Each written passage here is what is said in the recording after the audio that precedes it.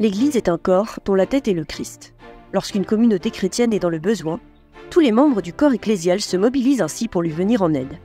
Et la collecte avec laquelle, pendant des siècles, les chrétiens du monde entier ont fait tout leur possible pour soutenir la présence de leurs frères et sœurs sur la terre de Jésus est la plus importante de l'Église catholique, car elle est fondée sur et explique le sens même de la charité, c'est-à-dire l'amour de Dieu, manifesté dans le Christ crucifié, mort et ressuscité. Depuis que saint François est arrivé en pèlerinage en Terre Sainte et qu'il a obtenu que ses frères y restent, quel que soit le pouvoir politique ou le gouvernement en place, l'Église universelle a trouvé en eux les premiers responsables des lieux saints, témoins du passage de Dieu dans l'histoire de l'humanité. La collecte en faveur de la Terre Sainte est liée à la vie de la custodie, car ce sont les franciscains qui, au cours des siècles, ont préservé les sanctuaires, construit des œuvres éducatives, mené un dialogue œcuménique et interreligieux, et accompagné et soutenu la vie des chrétiens au Moyen-Orient. J'insiste toujours, tant auprès des étudiants que des autres, sur le fait que les franciscains, en Terre Sainte, ont réussi là où les croisés avaient échoué. D'ailleurs, dans le livre que j'ai écrit sur l'histoire de la custodie, un chapitre est consacré à la question de savoir si l'on peut qualifier les frères de successeurs des croisés.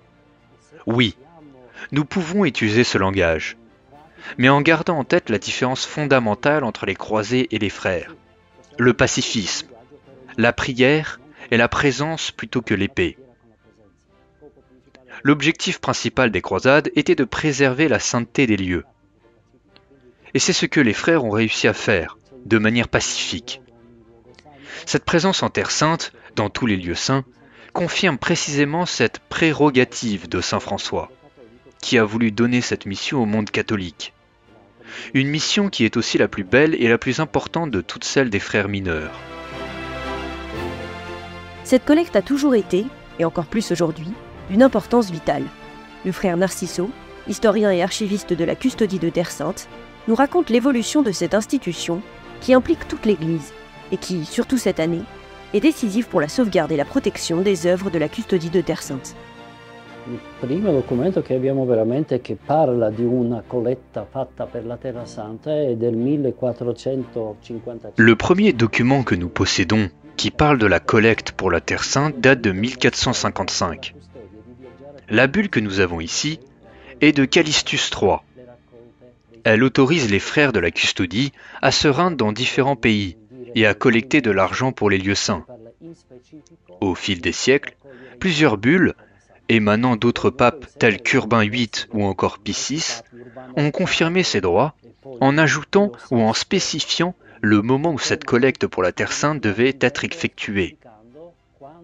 Il est ainsi précisé qu'elle peut se faire 2 ou même 3 fois par an, le dimanche ou d'autres jours.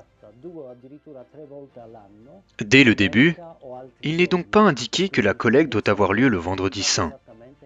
Cette caractéristique n'apparaît que lors du XIXe siècle, lors duquel il est également précisé que les offrandes provenant des collectes effectuées dans les différentes églises doivent être remises aux commissaires de Terre Sainte, qui sont chargés de les emmener ensuite en Terre Sainte.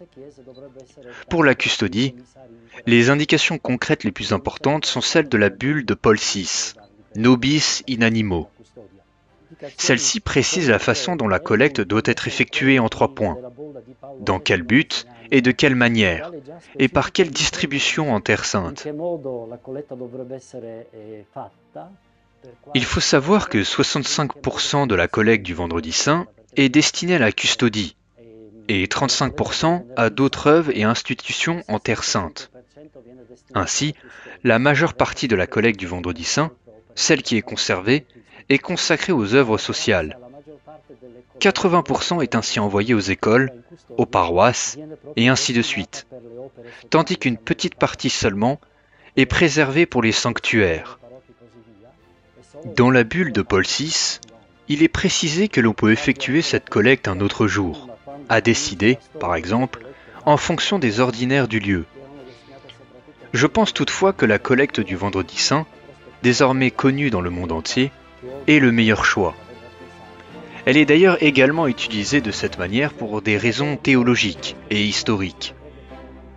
Il est plus facile de la relier à la Terre Sainte et à la Passion du Christ. Aidons donc la Terre Sainte, car elle a besoin du soutien du monde entier.